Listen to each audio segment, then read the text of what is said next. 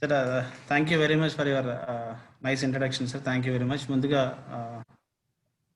నాకు విద్య నేర్పించినటువంటి గురువులందరికీ సభాముఖంగా కృతజ్ఞతలు తెలియజేసుకుంటూ, వారికి నా నమస్కారాలు తెలియజేసుకుంటూ, మరి ఈరోజు ఈ అవకాశం ఇచ్చినటువంటి మా గురువు గారు శ్రీనివాసన్ సార్ గారు, అదేవిధంగా పెద్దలు కిషోర్ గారు, రామోద్ సార్ గారు, రామ్మోహన్ సార్ గారు, అదేవిధంగా ఎన్ఐ సార్ గారు, మరి ఇతర అధ్యాపక బృందానికి, టెక్నికల్ టీంకి అందరికీ నా మనస్ఫూర్తిగా కృతజ్ఞతలు తెలియజేసుకుంటూ, ఈరోజు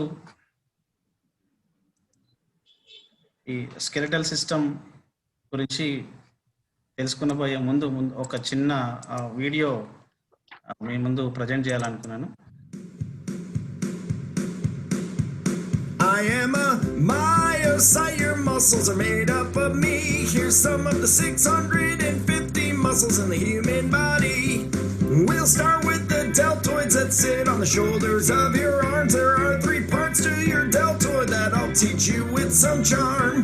The anterior fibers are on the front side of you, while the lateral fibers sit on the top of the shoulders, that's 2.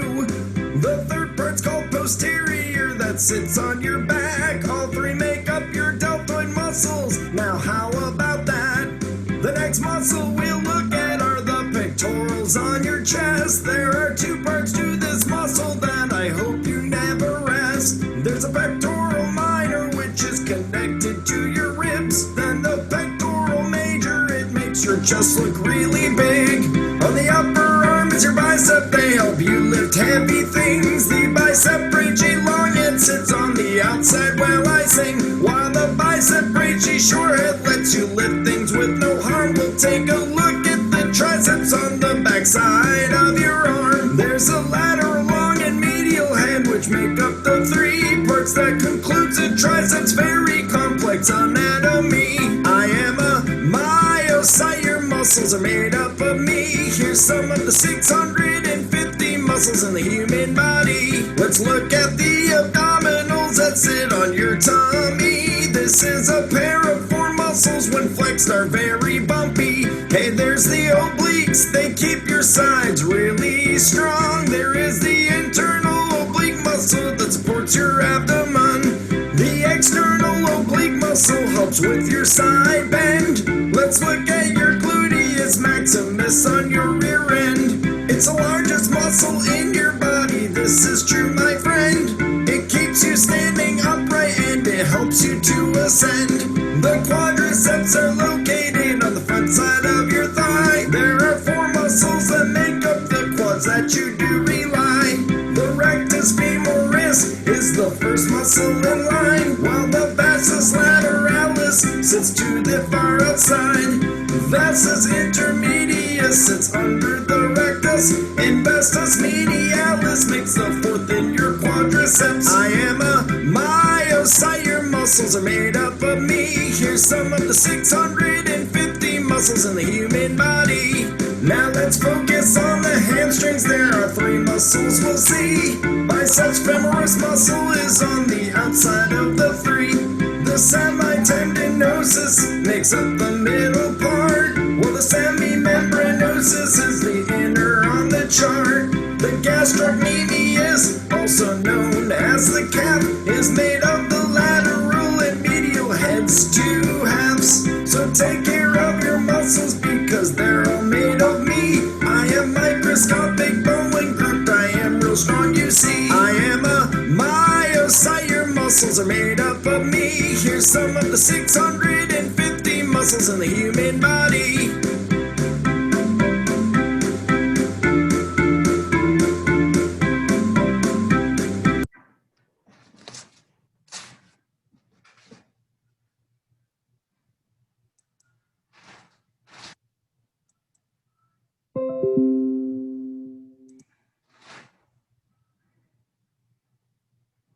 So అందరికీ వచ్చిందని అనుకుంటున్నాను. Okay sir, thank you sir. So దీనికి అనుగుణంగా ఏంటంటే మన బాడీలో ఉన్నటువంటి మజిల్స్ అన్నిటికీ, కండర వ్యవస్థకు సంబంధించినటువంటి ఒక పాఠ రూపంలో యూట్యూబ్లో దొరికింది. సో దాన్ని మేము ముందుకు తీసుకొచ్చే ప్రయత్నం చేశాను. అండ్ సో సో ఇంట్రడక్షన్ దీంతో పాటుగా మస్కులర్ సిస్టమ్ అనేటువంటిది అలోన్ గా చెప్పుకోవడం కాకుండా దీన్ని మనం స్కెలిటల్ సిస్టమ్ తో కంబైన్ చేయొచ్చు.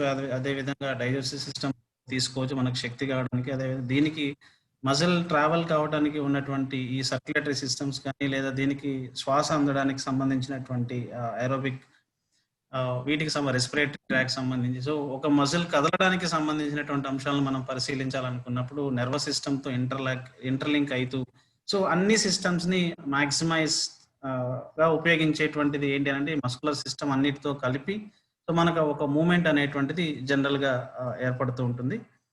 సో ఈ మస్కులర్ సిస్టమ్ గురించి చదివేటువంటి ఈ శాస్త్రాన్ని జనరల్ గా మయాలజీ అనేటువంటిది చెప్తారు. సో మయాలజీ అనగా అనేటువంటిది ఒక వెరీ సింపుల్ క్వశ్చన్ ఎక్కువగా క్వశ్చన్స్ లో ఎగ్జామినేషన్ ప్యాటర్న్స్ లో అడుగుతుంటారు. సో దాన్ని మనం మయాలజీ అని చెప్తాం.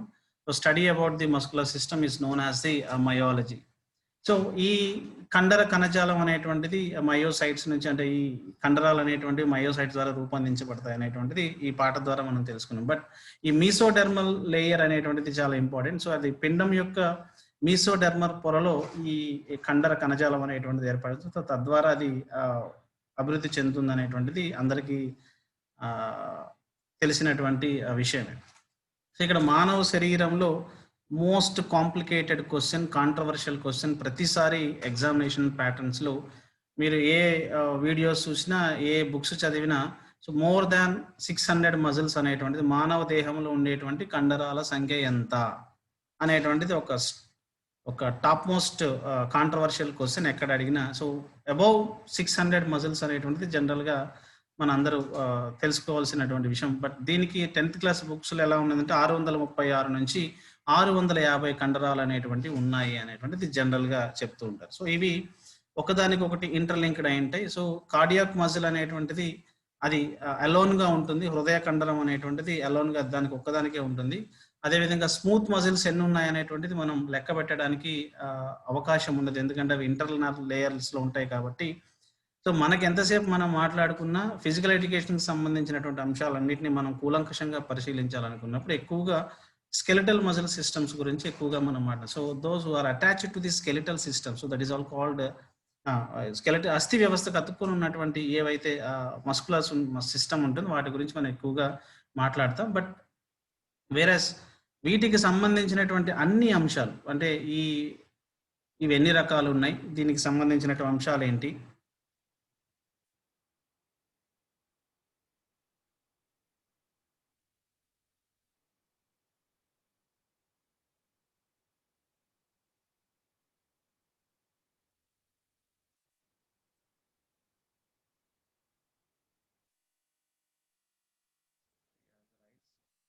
శివ దీన్ని కొంచెం సైడ్ కి కర్సర్ మూవ్ చేయవా సార్? అక్కడ దాన్ని రైట్ క్లిక్ ఇచ్చేసి సార్ హైడ్ హైడ్ కొట్టేయండి సార్. కిందన లాస్ట్ లో వచ్చి రైట్ క్లిక్ ఇవ్వండి సార్.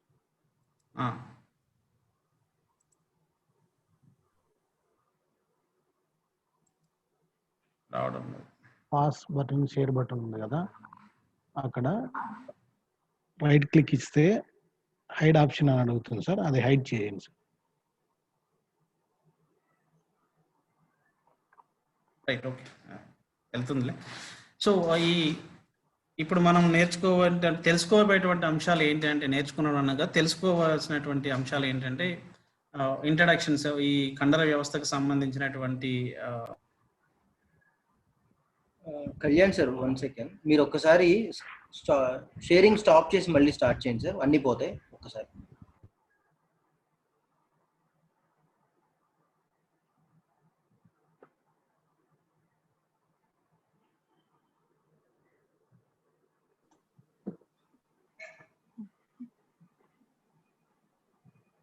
కళ్యాణ్ కుమార్ మ్యూట్ లో ఉన్నారు, అన్మ్యూట్ చేసుకోండి.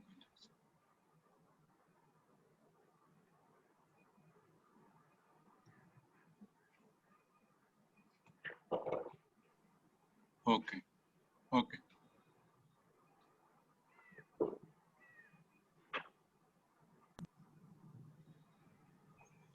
ఎస్.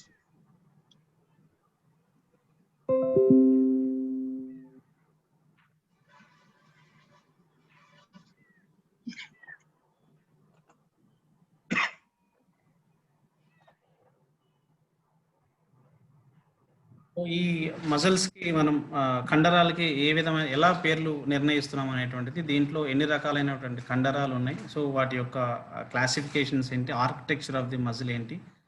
సో వీటికి సంబంధించినటువంటి అంశాలతో పాటు అసలు కండరం ఎలా మూవ్ అవుతుంది, దేని ఆధారంగా మూవ్ అవుతుంది అనేటువంటిది అంటే action potential. So sliding filament థియరీలో మనకు ముందుగా కావాల్సినటువంటిది తెలుసుకోవాల్సినటువంటి అంశం ఏంటంటే యాక్షన్ పొటెన్షియల్ థియరీ. ఎక్కువగా ఎగ్జామినేషన్ ప్యాటర్న్స్లో టైప్స్ ఆఫ్ మజిల్స్ కానీ క్లాసిఫికేషన్ ఆఫ్ మజిల్స్ కానీ యాక్షన్ పొటెన్షియల్స్కి సంబంధించి స్లైడింగ్ ఫిలమెంట్ థియరీస్కి సంబంధించినటువంటివి నెంబర్ ఆఫ్ క్వశ్చన్స్ డిఫరెంట్ వేస్లో అడగటం జరుగుతుంది. సో వాటి గురించి కూడా ఎక్కువగా తెలుసుకుందాం. Types of muscle fibres and muscle involvement in activity. So muscular diseases, disorders and effects of exercise. So higher level examination point of view అంటే యూజీసీ నెట్ అండ్ సెట్కి సంబంధించినటువంటి ప్యాటర్న్ ఆఫ్ ఎగ్జామినేషన్స్లో అనాటమీ అండ్ ఫిజియాలజీకి సంబంధించినటువంటిది అంటే total ఎంటైర్గా మనం ఈ 9 systems గురించి as well as the effects of exercises గురించి మనం తెలుసుకుంటే, సో రాజశేఖర్ సార్ చెప్పినట్టు మాలిక్యులర్ బయాలజీ ఆ రేంజ్లో క్వశ్చన్స్ వెళ్తున్నాయి, కానీ అవుటర్ ఆస్పెక్ట్ అంటే ఇన్ అండ్ అవుట్లో ఉన్నటువంటి ఆస్పెక్ట్స్లో క్వశ్చన్స్ ఈ మధ్య కాలంలో అంటే నేను 2012 నుంచి గమనిస్తున్న ప్యాటర్న్లో 1 or 2 క్వశ్చన్స్ తప్పితే ఎక్కువగా లేనటువంటి సందర్భాలు. బట్ వేరాస్ డిఎస్సి సంబంధించినటువంటి అంశాల్లో మాత్రం డెఫినెట్గా మస్కులర్ సిస్టమ్ మీద క్వశ్చన్ లేకుండా మాత్రం క్వశ్చన్ పేపర్ లేదు. So this is one thing. And వీటికి సంబంధించిన అంశాలు మనం ఏ విధంగా వీటి గురించి తెలుసుకుందాం అనేటువంటిది ఒకసారి ఆలోచిస్తే, so these are the names. అంటే ఈ మస్కులర్ సిస్టంలో మనకు ఉన్నటువంటి 636 నుంచి 650 కండరాల గురించి మనం తెలుసుకోవాల్సినటువంటి అవసరం. సో వాటి గురించి డీటెయిల్గా కాకపోయినా వాటిని ఏ విధంగా మనం నేమ్స్ ఇస్తాం అనేటువంటిది చాలా చాలా ఇంపార్టెంట్. సో బిఫోర్ ఏంటంటే క్లాసిఫికేషన్, కండరాల యొక్క వర్గీకరణ ఏంటి, కండరం అంటే ఏంటి, బయట ఉండే కండరాలు ఏంటి, లోపల ఉండేటువంటి త్వచాలు ఏంటి, సో వీటి గురించి తెలుసుకునే ముందు అసలు మనం ట్రెపీజియస్ అని అంటాం. సో ట్రెపీజియస్ అంటే ఏంటి, క్లావికల్ అంటే ఏంటి, డెల్టాయిడ్ అంటే ఏంటి, వాటికి ఆ పేర్లు ఎందుకు వచ్చినాయని తెలిస్తే మీరు ఈజీగా అంటే ఇన్ని పేర్లు మేము గుర్తుపెట్టుకోవాలా. సో ఒక బాక్సింగ్ మజిల్ అంటారు, సో సెరైటస్ యాంటీరియర్ అని అంటారు. సో యాంటీరియర్ అనేటువంటి పేరు ఎందుకు వాడుతున్నాడు, సో సెరైటస్ అనేటువంటిది ఎందుకు వచ్చింది, సో అది ఒక వర్తులాకారంగా ఉండేటువంటి ఒక నిర్మాణం. సో ఈ ఆకారాలు అంటే సైజెస్ బట్టి లేదంటే షేప్ని బట్టి, సైజుని బట్టి, తర్వాత మజిల్ ఫైబర్ ఓరియంటేషన్స్ని బట్టి, తర్వాత actions, number of origins, number of insertions, తర్వాత ఫంక్షన్స్, తర్వాత లొకేషన్ అండ్ పొజిషన్స్. సో వీటన్నిటి గురించి అక్కడ మనకి తెలుసుకోవాల్సిన అంశం. సో ఒక కండరానికి ఒక పేరు పెట్టారని అంటే అది మేబీ షేప్ ద్వారా అయినా అయిండొచ్చు, లేదా దాని యొక్క సైజ్ని బట్టి కూడా అయిండొచ్చు, లేదా ఓరియంటేషన్ ఆఫ్ ది మజిల్ అంటే అమరిక, మజిల్ ఫైబర్ యొక్క అమరికలను బట్టి కూడా ఈ పేర్లు నిర్ణయించేటువంటి అవకాశం ఉంది.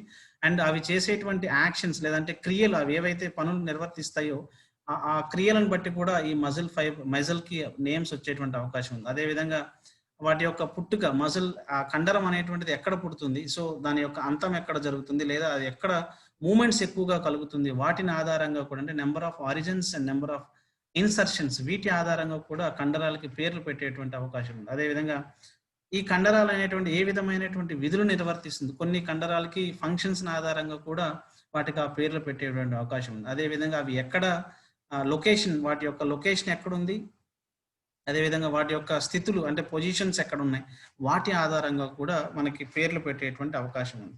సో హౌ మజిల్స్ నేమ్డ్ అనేటువంటిది ఏంటంటే ఈ 8 ఆస్పెక్ట్స్ని చాలా మోస్ట్ ఇంపార్టెంట్ ఏరియాస్లో చూస్తారు. అండ్ షేప్ అంటే ఏంటి, సైజ్ అంటే ఏంటి, మజిల్ ఫైబర్ ఓరియంటేషన్స్ అంటే ఏంటి, యాక్షన్స్ అంటే ఏంటి, నెంబర్ ఆఫ్ ఆరిజన్స్ ఏంటి, నెంబర్ ఆఫ్ ఇన్సర్షన్స్ ఏంటి, ఫంక్షన్స్ ఏంటి, లొకేషన్ అండ్ పొజిషన్. సో ఈ షేప్ అనేటువంటిది ఏంటి అంటే ఒక ఆకారాన్ని మనం తీసుకుంటే ఆ ఆకారాన్ని బట్టి ఏ పేర్లు మనం ఇవ్వచ్చు అంటే నెంబర్ ఆఫ్ ఎగ్జాంపుల్స్ ఉన్నాయి. సో అక్కడికే మనం లిమిటేషన్స్ మనం ఇవ్వకుండా సో కొన్ని వరకు మాత్రమే తీసుకొని వాటిని మనం ముందుకెళ్ళడానికి ప్రయత్నం చేద్దాం.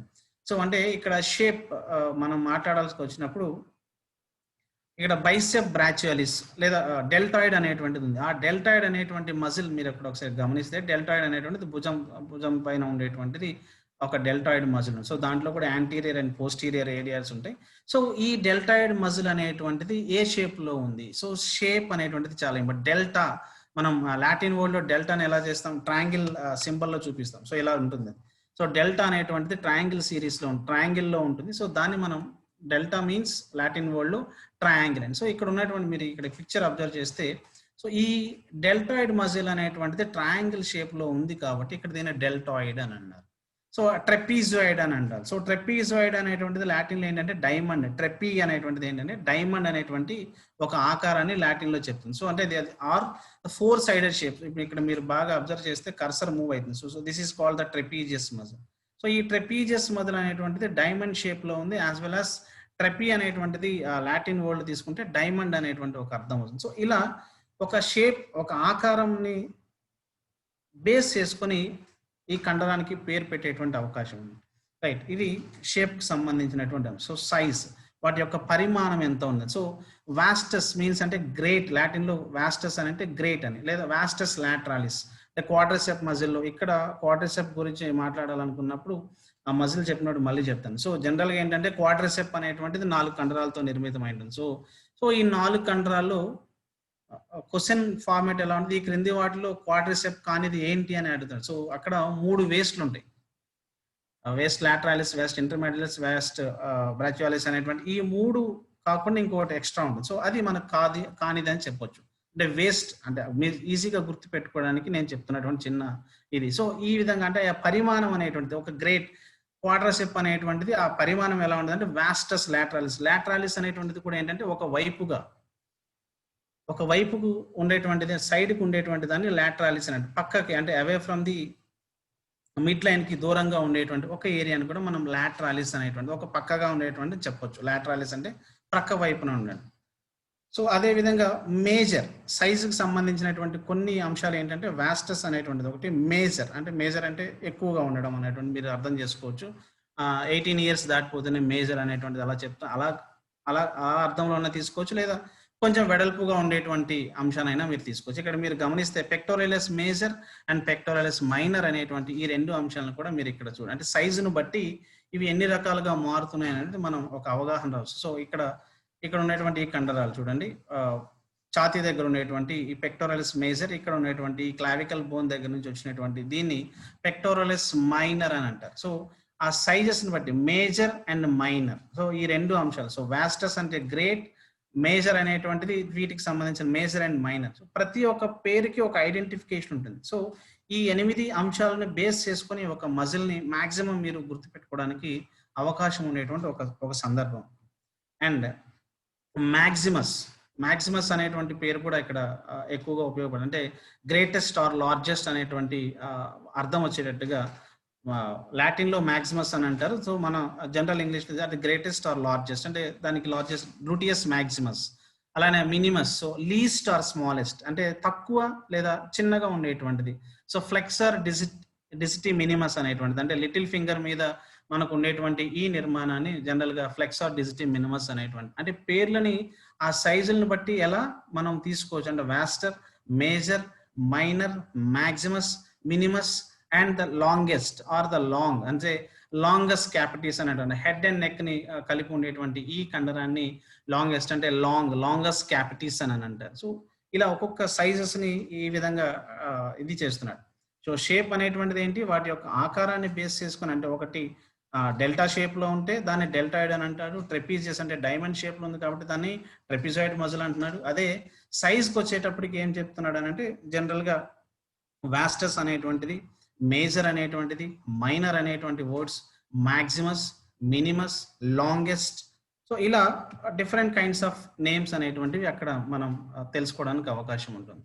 అదేవిధంగా మజిల్ ఫైబర్ ఓరియంటేషన్, సో ఇది చాలా ఇంపార్టెంట్. ఏంటంటే ఈ మజిల్ ఫైబర్స్ యొక్క అమరికను బట్టి కూడా ఇక్కడ పేర్లని, అంటే ఈ కండరాల యొక్క పేర్లని డిసైడ్ చేయడానికి అవకాశం ఉంది. సో జనరల్ గా హైడ్రోస్టాట్ అయినటువంటి ఈ 4కి అంటే జనరల్ గా జంతువుల గురించి మాట్లాడేటప్పుడు హైడ్రోస్టాట్ అనేటువంటి వర్డ్ ఎక్కువగా వాడతాం, బట్ మనలో కూడా ఒక కండరం అయితే ఉంది, ఇది 4కి సంబంధించి. సో అక్కడ ట్రాన్స్వర్స్ అనేటువంటి వర్డ్, ఆబ్లిక్ అనేటువంటి వర్డ్ అండ్ రెక్టస్ అనేటువంటి ఒక వర్డ్ ఎక్కువగా ఇక్కడ ఉపయోగపడుతుంది.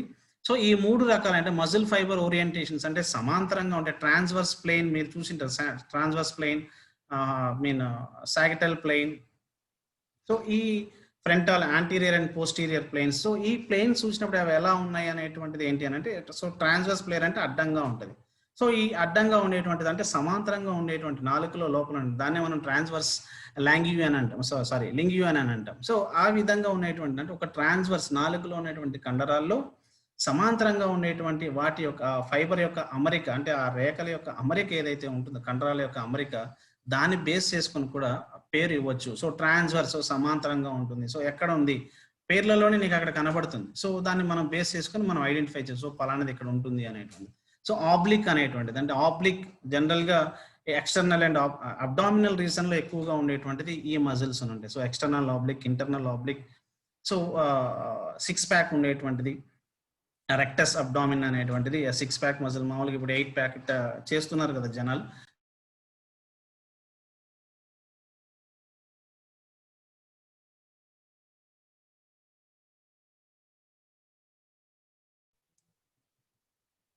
Am I audible? Clear sir, audible sir.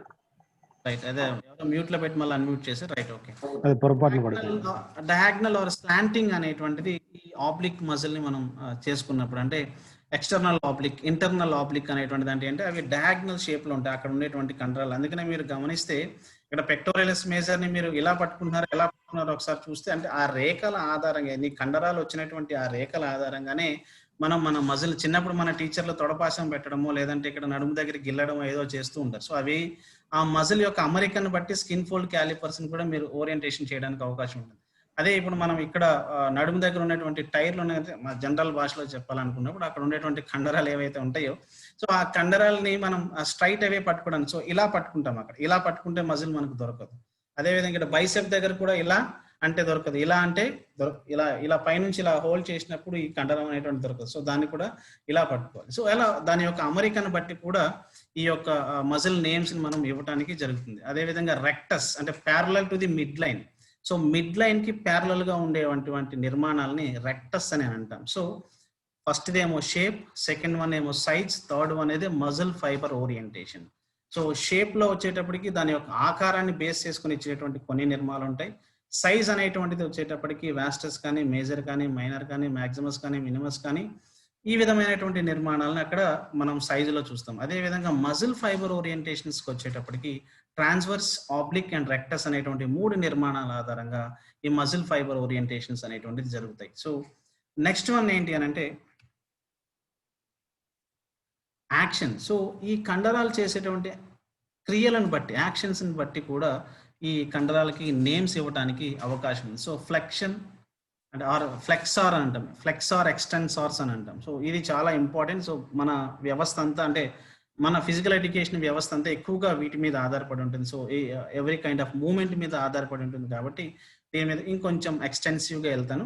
So flexor అనేటువంటిది ఏంటంటే ఫ్లెక్షన్ ఆర్ ఎక్స్టెన్షన్స్ మూమెంట్స్కి సంబంధం. అంటే ఫ్లెక్షన్ అంటే డిక్రీజింగ్ ద యాంగిల్, కోణాన్ని తగ్గించడం, ఎక్స్టెన్షన్ అనేటువంటిది కోణాన్ని పెంచడం. సో మనం ఫ్లెక్స్ చేసినప్పుడు బైసెప్ ని మనం ముందుకు అన్నప్పుడు ఇక్కడ ఈ రెండింటి మధ్యలో ఉన్నటువంటి ఈ యాంగిల్స్ అనేటువంటి 2 తగ్గుతాయి కాబట్టి దాన్ని ఫ్లెక్షన్ అని అంటాం. ఎక్స్టెన్షన్ అంటే దీన్ని మళ్ళీ కంట్రాక్షన్ నుంచి రిలాక్సేషన్ పొజిషన్స్ తీసుకెళ్ళడం.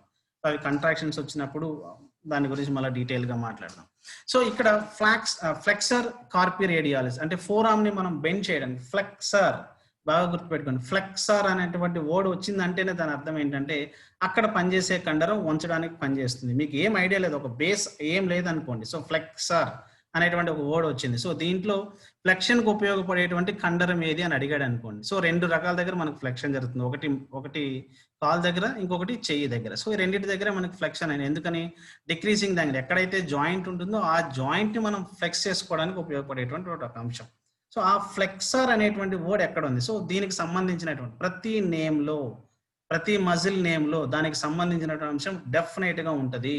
దాన్ని మీరు ఐడెంటిఫై చేయడమే మీ డ్యూటీ. సో ఫ్లెక్సర్ అనేటువంటి వర్డ్ వాడాడు అని అంటే డెఫినెట్ గా that muscle definitely works towards to flex the muscle. So that is clear. అంటే దాన్ని మనం వంచడానికి మాత్రమే ఉపయోగపడుతుంది ఆ మజిల్, ఆ కండరం అనేటువంటిది అక్కడ ఉన్నటువంటి యాక్టివిటీని, అక్కడ ఉన్నటువంటి ఆ సిస్టమ్ ని అక్కడ వంచడానికి మాత్రమే ప్రయత్నం చేస్తుంది, కానీ ఇంకా వేరే ప్రక్రియలకు ఆ కండరం అనేటువంటిది పని చేయదు. సో ఈ విధంగా మీ ఐడియాలజీ ఈ ఎగ్జామినేషన్ ప్యాటర్న్ లో ఉండాలి. సో ఫ్లెక్సార్ కార్పి రేడియాలిస్ అనేటువంటి ఈ కండరం అనేటువంటిది ఫోర్ ఆర్మ్ దగ్గర ఉన్నటువంటి దీన్ని వంచడానికి ప్రయత్నం చేస్తుంది. సో అదేవిధంగా ఎక్స్టెన్సార్ అంటే మనం ఫ్లెక్షన్ నుంచి నెక్స్ట్ పొజిషన్ అంటే ఆపోజిట్ డైరెక్షన్స్లో వెళ్ళడానికి, అంటే బైసెప్ అనేటువంటిది ఫ్లెక్షన్లో ఉపయోగపడితే ట్రైసెప్ అనేటువంటిది ఎక్స్టెన్షన్లో ఉపయోగపడుతుంది. సో అక్కడ ఎక్స్టెన్సర్ దాన్ని పూర్వస్థితికి తీసుకురావడానికి ఆర్ ఇంక్రీజింగ్ ది యాంగిల్ అనేటువంటిది ఒక వర్డ్. అంటే సైంటిఫిక్ మేనర్లో మ్యాథమెటికల్ మేనర్లో చెప్పాలన్నప్పుడు ఇంక్రీజింగ్ ది యాంగిల్ అనేటువంటిది జనరల్గా మనం చెప్తున్నాం. సో దాని యొక్క కోణం అనేటువంటిది పెరుగుతుంది ఎక్స్టెన్షన్లో. సో ఈ ఎక్స్టెన్సార్ ఇండిసిస్ మజిల్ అంటే extension of index finger. So మనం ఇండెక్స్ ఫింగర్ని ఎక్స్టెన్షన్ చేయడానికో, లేదంటే మన యొక్క నీని ఎక్స్టెన్షన్ చేయడానికో, లేదా మన ఫోర్ ఆర్మ్ని ఎక్స్టెన్షన్ చేయడానికో, సో ఇలాంటి సందర్భాలు సో ఎక్స్టెన్సర్ అనేటువంటి వర్డ్ డెఫినెట్గా వాడారు అనే దాని అర్థం ఏంటంటే అక్కడ ఏ మజిల్ అయితే ఉందో ఆ మజిల్ కేవలం ఆ చేతిని లేదా ఆ కాలుని లేదా ఆ వేలిని ఖచ్చితంగా అది పూర్వస్థితికి తీసుకురావాలి. పూర్వస్థితి అని అంటే సో ఫ్లెక్షన్ కాకముందు అంటే వంగడానికి ముందుగా ఏదైతే స్థితిలో ఉందో ఆ స్థితికి తీసుకెళ్తుంది. సో అంటే ఆపోజిట్ ఫ్లెక్షన్ అండ్ ఎక్స్టెన్షన్ అనేటువంటిది మనకు జనరల్గా బైసెప్ బ్రాచియాలిస్ అండ్ ట్రైసెప్ అనేటువంటిది ఈ రెండింటి అంశాల మీద రెసిప్రోకల్ ఇన్నర్వేషన్స్ గా చెప్తాం. అదేవిధంగా క్వాడ్రిసెప్ అండ్ హ్యామ్స్ట్రింగ్ మజిల్స్ అనేటువంటివి జనరల్గా నీ దగ్గర చెప్పేటువంటి అంశాలు, రైట్. సో యాక్షన్స్ లో ఫ్లెక్సార్ అండ్ ఎక్స్టెన్సార్ అనేటువంటి ఈ రెండు కూడా చాలా ఉపయోగకరంగా ఉంటాయి. సో ఫ్లెక్సార్ అని అంటే ఎక్కడైతే వర్డ్ యాక్షన్స్ లో ఫ్లెక్సార్ అనేటువంటి వర్డ్ వచ్చిందో నువ్వు అక్కడ ఇమ్మీడియట్ గా గుర్తుపెట్టుకోవాల్సింది ఏంటంటే సో ఇక్కడ ఉండేటువంటి కండరం ఆ పని చేయడానికి ఇక్కడ ఈ కండరం ముడుచుకుంటుంది అనేటువంటి. ఎక్స్టెన్సర్ అంటే అక్కడ ఉన్నటువంటి కండరం అది ఆ కండరాన్ని యథాస్థితికి లేదా పూర్వస్థితికి లేదా ఆ కోణాన్ని పెంచడానికి ఉపయోగపడుతుంది అనేటువంటిది ఇక్కడ ఎక్స్టెన్సర్ అనేటువంటి సందర్భంలో మీరు గుర్తుపెట్టుకోవాలి. And supinator and pronator. So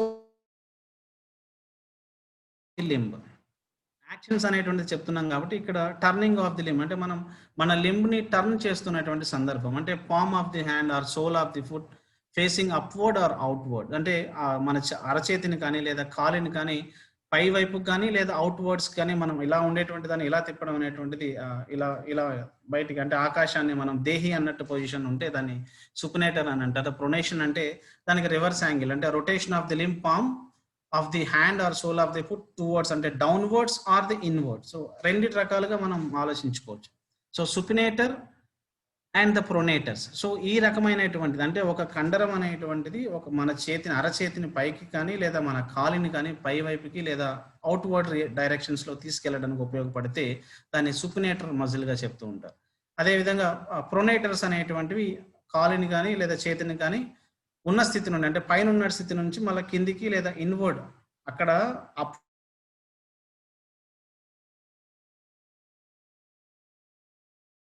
so upward కి opposite word downward and outward కి opposite word inward. So so supinator pronator. So supinator అనే వర్డ్ వాడాడు అని అంటే ఇక్కడ చూడండి మీరు ఫోర్ ఆర్మ్ దగ్గర తీసుకుంటే సుపినేటర్ అండ్ ప్రొనేటర్ టెరస్ అనేటువంటిది వాడుతున్నాడు. సో సుపినేటర్ అనేటువంటి వర్డ్ వాడుతున్నాడు అని అంటే ఇక్కడ మీరు కర్సర్ని గమనిస్తే ఈ సుపినేటర్ అనేటువంటి ఈ వర్డ్ డెఫినెట్ గా మజిల్ ని మనం బయట వైపు అంటే ఆకాశం వైపుకు చూపిస్తున్నాం అంటే మన అరచేతిని ఆకాశం వైపుకు చూపిస్తున్నాం. అదే ప్రొనేటర్ టెరస్ అనేటువంటిది డౌన్వర్డ్ అండ్ ఇన్వర్డ్. సో ఈ యాక్షన్ ద్వారా ఏంటంటే మన చేతిని ఇలా కిందికి చూపించడం జరుగుతుంది.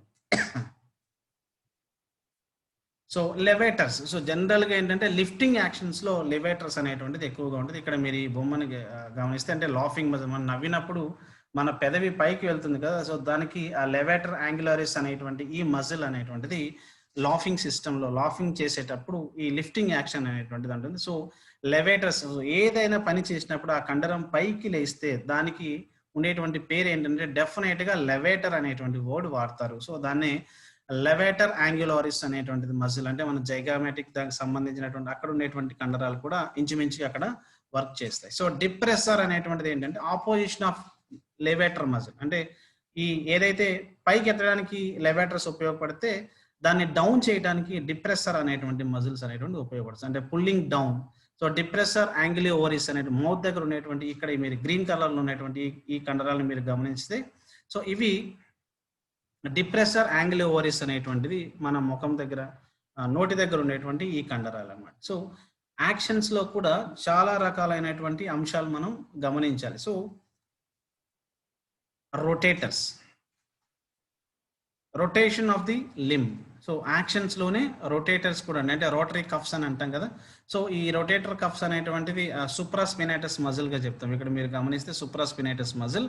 సో మనకు ఉన్నటువంటి ఆ రోటరీ అంటే external and internal rotations of humorous joint ఏదైతే ఉంటుందో ఆ హ్యూమరస్ జాయింట్ని మనం ఎక్స్టర్నల్ కానీ లేదా ఇంటర్నల్ వైపు కానీ మనం తిప్పేటువంటి సందర్భాల్లో ఈ రోటేటరీ కఫ్ లేదా రోటరీ కఫ్ లేదా సర్క్యులేటరీ మోషన్ ఇవ్వడానికి ఈ రొటేటర్స్ అనేటువంటివి ఈ సందర్భాలు ఎక్కువగా అంటే ఒక వృత్తాకార డైరెక్షన్స్ మనం ఇవ్వటానికి ఈ రొటేటర్స్. ఎక్కడైతే ఆ మజిల్ సంపూర్ణంగా తిరుగుతుందో ఒక కీలు వెంబడి తిరుగుతుందో సో ఆటోమేటిక్గా ఆ కండరాన్ని మనం రొటేటర్స్గా అంటారు. ఒక కండరం పైకి ఎత్తడానికి ఉపయోగపడితే దాన్ని లెవేటర్స్ అంటారు. ఒక కండరం కిందికి రావడానికి ఉపయోగపడితే దాన్ని డిప్రెసర్ అని అంటారు. సో ఈ విధంగా మీరు గుర్తుపెట్టుకోవాల్సినటువంటి అంశాలు ఇక్కడ ఉన్నాయి. అబ్డక్టర్. సో చాలా ఎక్కువ సందర్భాలలో ఎగ్జామినేషన్ పాయింట్స్లో ఈ అబ్డక్టర్ అండ్ అడక్టర్కి సంబంధించినటువంటి ఈ రెండు అంశాల మీద చాలా విరివిగా క్వశ్చన్లు అడగటం జరుగుతుంది. So abductor away from the mid line. So మన మిడ్ లైన్ మనం ఈ స్టెర్నమ్ రీజన్ నుంచి ఇలా మనం తీసుకుంటే so this is called the mid line. And దానికి మళ్ళీ అంటే ఒక బాడీని లెఫ్ట్ అండ్ రైట్ సాగిటల్ ప్లేన్ కింద తీసుకున్నప్పుడు దానికి మళ్ళీ పారాసాగిటల్ లైన్స్ చాలా ప్లేన్స్ ఇవన్నీ చాలా ఉంటాయి. సో ఇవన్నీ అంటే మిథ్య లైన్స్ అని చెప్తూ ఉంటాం. సో పారాసాగిటైల్ వాటికి సంబంధం అంటే టువర్డ్స్ ద మిడ్ లైన్ ఏవైతే ఉంటాయి. అబ్డక్టర్ అనేటువంటిది away from the mid line, adductor అనేటువంటిది towards the mid line. So ఇంకా బాగా ఈజీగా గుర్తుపెట్టుకోవాలని అంటే అబ్డక్టర్లో ఉన్నటువంటిది ఏబిడి అంటే బికి డికి దూరం ఉంది. సో దూరం ఉంది అంటే దాని అర్థం ఏంటంటే అవే అని.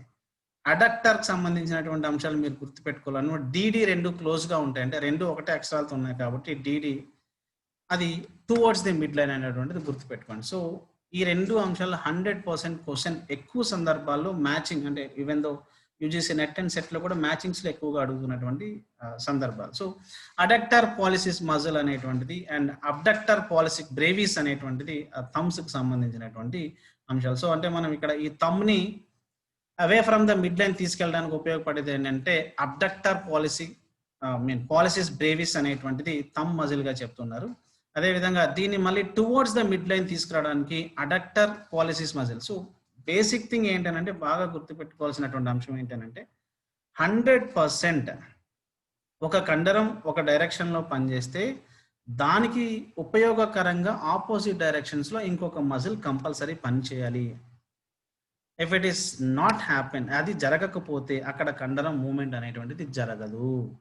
ఎందుకనంటే రెండు ఒక వ్యవస్థకు అతుక్కొని ఉంటాయి కాబట్టి ఒకటి సంకోచిస్తే ఇంకోటి వ్యాకోచించాలి. ఇప్పుడు మీరు ఆ బ్రైవిస్లో కానీ అంటే అబ్డక్టర్లో కానీ అడక్టర్ పాలిసిస్లో కానీ మీరు గమనిస్తే ఒకటేమో away from the mid line తీసుకెళ్తుంది. ఏది అబ్డక్టర్ పాలిసిస్ బ్రేవిస్ అనేటువంటిది away from the mid line తీసుకెళ్తుంది. అదే అడక్టర్ అనేటువంటిది అంటే అడక్టర్ పాలిసిస్ మజిల్ అనేటువంటిది ఏం చేస్తుందంటే టువర్డ్స్ ద మిడ్ లైన్ తీసుకురావడానికి తీసుకెళ్తుంది. సో ఇదే థంబ్ మీద ఒకటేమో బయటికి తీసుకెళ్తుంది, ఇక్కడ ఉన్నటువంటి కండరం లోనికి తీసుకురావడానికి ప్రయత్నం చేస్తుంది. So abductor and adductor. Abductor away from the mid, adductor towards mid line. So బాగా గుర్తుపెట్టుకోవడానికి ప్రయత్నం చేయండి. And spin. Sorry for the interruption sir. చెప్పండి సార్. ఈ స్క్రీన్ మీద ఈ బ్లాంక్స్ వస్తున్నాయని చాలా మంది చాట్ బాక్స్ లో మెసేజ్ చేస్తున్నారు సార్. ఏ వస్తున్నాయి? ఇక్కడ మీ ప్రాబ్లం ఉంది కదా సార్, స్క్రీన్ పైన బ్లాక్ డాట్స్ అన్ని వస్తున్నాయి. ఓకే, ఒకవేళ మీకు అభ్యంతరం లేదంటే ఇక్కడ నుంచి ప్రజెంట్ చేస్తాను. చేయండి. నో ప్రాబ్లం చేయండి. ఒకసారి అది స్టాప్ స్క్రీన్ చేయండి సార్.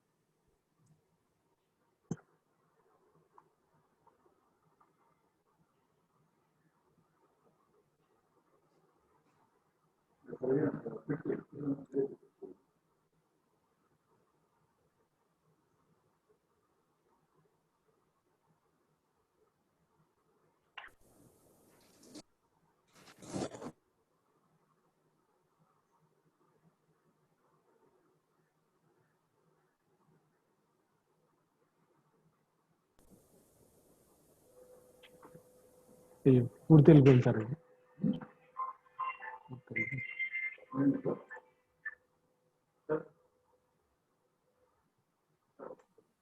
పూర్తిగా బ్లాక్ అయిందండి. ఇందాక కొద్దిగా చార్లే వచ్చినాయి, ఇప్పుడు పూర్తిగా బ్లాక్ అయింది. ఒక ప్రాబ్లం ఏమంటే దిలీప్ గారు అక్కడ జాయిన్ అయ్యారు సార్. నాకు డిస్కనెక్ట్ అయిపోయింది. దిలీప్ గారు, సార్ చెప్పండి, మీరే హోస్ట్ ఉన్నారు, నేను కాదు. నాకు ఇక్కడ పూర్తి డిస్కనెక్ట్ అయిపోయింది. ఒక్క నిమిషం ఉండండి.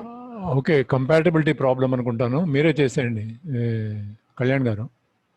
ఇదేదో అంటే కంపాటబిలిటీ ప్రాబ్లము మీరు శివ, తయారు ఒకసారి చేసిన చూడు, slides వచ్చావా? Compatibility problem. Sir 1 second sir, వస్తాను సార్. ఓకే. సార్ మీరు డిస్కనెక్ట్ అవ్వలేదు, మీరు ఉన్నారు, మీ మాటలు వినపడుతున్నాయి కదా మాకు. ఉన్నాను, బట్ కాకపోతే నేను ఒక్క నిమిషం. మెయిల్ నాకు కూడా ఫార్వర్డ్ చేయండి సార్, పాసిబుల్ నేను డిస్ప్లే చేస్తాను ఇక్కడ. ఇప్పుడు మీరు చేయొచ్చు చూడండి దిలీప్ గారు. ఒక్క నిమిషం.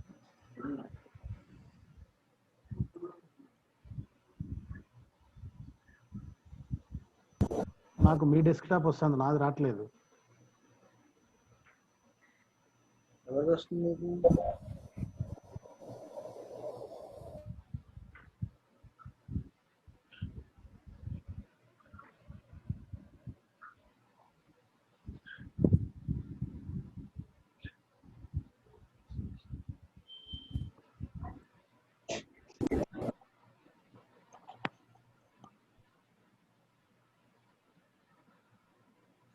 సార్ కళ్యాణ్ సార్, సార్ మీరు చేయండి సార్, ఎందుకంటే చేసేయండి కళ్యాణ్ గారు. రెండు సిస్టమ్స్ లో లాగిన్ అయ్యాము సేమ్ స్క్రీన్ తో. ఓకే, ఒక్క నిమిషం, వచ్చేసింది సార్, వచ్చేసింది.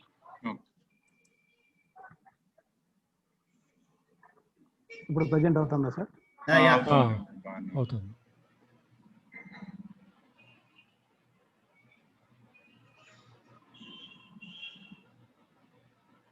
మళ్ళీ వచ్చింది బ్లాక్ స్పాట్. మళ్ళీ వచ్చింది బ్లాక్ వెళ్తా సార్, వెళ్తా. Okay,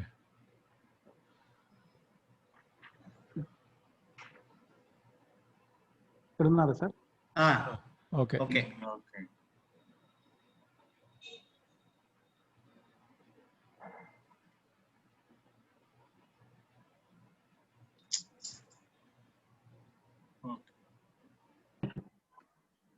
sir right. Okay.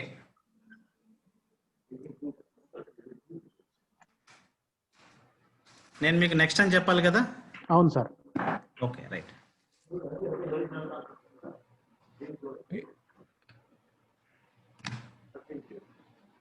So, shall I continue? Yes, sir. Yeah, okay. So,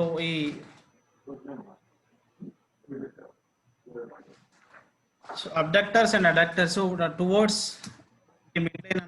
అనుకున్నప్పుడు మనం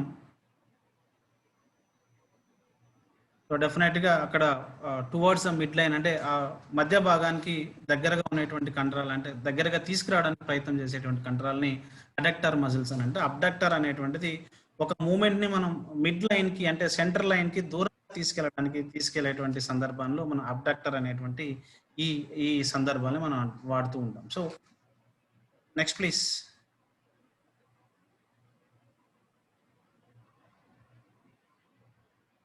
Shiva, next. Yes. Next, yeah, okay. Same ఇదే ప్రాబ్లం ఉంది ఇక్కడ కూడా. Right, okay, done. Okay, so supinators అనేటువంటిది ఓపెనింగ్, ఇది చాలా ఇంపార్టెంట్. ఏంటంటే స్పినేటర్స్ అనేటువంటి వర్డ్ ఎక్కువగా వాడుతూ ఉంటాడు, అంటే పైలోరిక్ స్పినేటర్స్ అనేటువంటిది ఎక్కువగా స్పింక్టర్స్ అనేటువంటిది వాడుతూ ఉంటాడు. సో ఇలాంటి సందర్భం అంటే స్పినేటర్స్ మీన్స్ ఓపెనింగ్ అంటే ఒక కండరం ఇంకొక కండరంలోనికి ఓపెన్ అయ్యేటువంటిది. మీరు జీర్ణాశయాన్ని గమనిస్తే పైలోరిక్ స్పింక్టర్ అనేటువంటిది ఇక్కడ ఓపెన్ అవుతుంది. అదేవిధంగా పురీషనాళం. సో ఈ విధంగా ఒక దాంట్లో నుంచి దాన్ని బేస్ చేసుకుని కూడా అక్కడ ఓపెనింగ్ ఏవైతే ఉంటుందో దాన్ని స్పింక్టర్స్ అనేటువంటి స్పినేటర్స్ అనేటువంటి వర్డ్స్, దాన్ని మనం స్పింక్టర్ మజిల్స్ గా వాడుతుంటాం. అండ్ టెన్సర్ అనేటువంటిది అర్థం ఏంటంటే రిజిడ్నెస్ అనేటువంటిది ఎక్కువగా ఉంటుంది. టెన్సర్ ఫాసియో లాటే అనేటువంటిది అంటే పెల్విక్ గార్డిల్లో ఉన్నటువంటి ఇలియోట్రిబియల్ ట్రాక్స్ లో ఇది ఇక్కడ మీరు గమనిస్తే ఈ ఇలియోట్రిబియల్ ట్రాక్ లో ఉన్నటువంటి ఈ కండరాన్ని ఈ పెల్విక్ గర్డల్ అనేటువంటిది టైట్ గా ఉండడానికి, దాన్ని అటు ఇటుగా మూవ్ కాకుండా ఉండడానికి ఉపయోగించేటువంటి కండరాలని ఈ విధంగా అంటే దానికి సంబంధించినటువంటి అంశాలు, ఒకటేమో ఓపెనింగ్, ఒకటేమో రిజిడ్నెస్ ఉన్నటువంటి ఈ సందర్భాల్లో ఈ రకమైనటువంటి పేర్లను ఎక్కువగా, ఇవన్నీ యాక్షన్స్ కి సంబంధించినటువంటివి. Next please.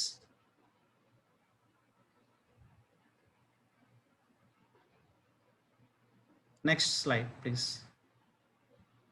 Yeah, number of origins. So ఈ నెంబర్ ఆఫ్ ఆరిజిన్స్ అంటే మనం ఆరిజిన్ అని అంటే ఎక్కడైతే కదలిక అనేటువంటిది తక్కువగా ఉంటుంది, అంటే కండరం ఎక్కడైతే జనిస్తుందో, ఎక్కడైతే ఒక పార్ట్కి అతుక్కొని ఇనీషియల్ పార్ట్ ఎక్కడైతే ఉంటుందో సో దాన్ని ఆరిజిన్ గా మనం చెప్తాం. ఇన్సర్షన్ అనేటువంటిది కదలికలు ఎక్కువగా ఉంటాయి, అది చివరకు అతుక్కొని ఉంటుంది కాబట్టి దాని గురించి మళ్ళీ మాట్లాడు. So number of origins base చేసుకొని కూడా కండరాన్ని మనం పేర్లు పెట్టడానికి అవకాశం ఉంది. సో బైసెప్ అని అంటాం, బ్రాచియోలి, ట్రైసెప్, క్వాడ్రిసెప్. సో బైసెప్ అనేటువంటిది ఏంటంటే బై అనేటువంటిది 2, ట్రై అనేటువంటిది 3, క్వాడ్రా అనేటువంటిది 4. అవునా? సో అంటే కండరాలు. సెప్ అనేటువంటిది ఏంటంటే హెడ్స్, ఎన్ని హెడ్స్ కలిగి ఉంది అనేటువంటి దాన్ని బేస్ చేసుకొని కూడా ఇక్కడ ఈ కండరాలు పెట్టడానికి అవకాశం ఉంది. So bicep brachii or tricep or quadricep అనేటువంటిది వాటిని బేస్ చేసుకుని, అంటే 2 పాయింట్స్ ఆఫ్ ఆరిజిన్ ఉందనుకోండి, అంటే 2 ఆరిజిన్స్ కలిగి ఉంటే బైసెప్ 2 ఇక్కడ ఆరిజిన్స్ కి ఉంటుంది. సో దాన్ని మనం బైసెప్ అంటే 3 పాయింట్స్ ఆఫ్ ఆరిజిన్ ఉందనుకోండి, వాటి యొక్క జననం 3 పాయింట్స్ లో జరుగుతుంది అనుకోండి, దాన్ని ఆ కండరాన్ని మనం తీసుకోవడానికి ఇటువైపు ఉండేటువంటి ట్రైసెప్, బైసెప్ ఆపోజిట్ మజిల్ ఏదైతే ఉంది, అదేవిధంగా క్వాడ్రిసెప్ అనేటువంటి. So 4 points of origin. ఈ విధంగా ఈ నెంబర్ ఆఫ్ ఆరిజిన్స్ ని బేస్ చేసుకుని కూడా మనం కండరానికి పేరు పెట్టవచ్చు. అంటే సెప్ అనేటువంటిది ఏంటి అర్థం ఏంటంటే హెడ్ అనేటువంటిది మనకి ఇక్కడ పేర్లు గుర్తు పెట్టుకోవచ్చు. Next slide please. And origin and insertions. So sternohyoid muscles, మనకి ఇక్కడ ఉన్నటువంటి ఈ మజిల్, ఈ మన నెక్ దగ్గర ఉన్నటువంటి హైడ్ మజిల్, హైడ్ బోన్ ఉంది కదా, సో అక్కడ ఈ స్టెర్నోక్లైడోమాస్టాయిడ్ నుంచి అండ్ ఈ హైడ్ బోన్ కి సంబంధించినటువంటిది, అంటే ఈ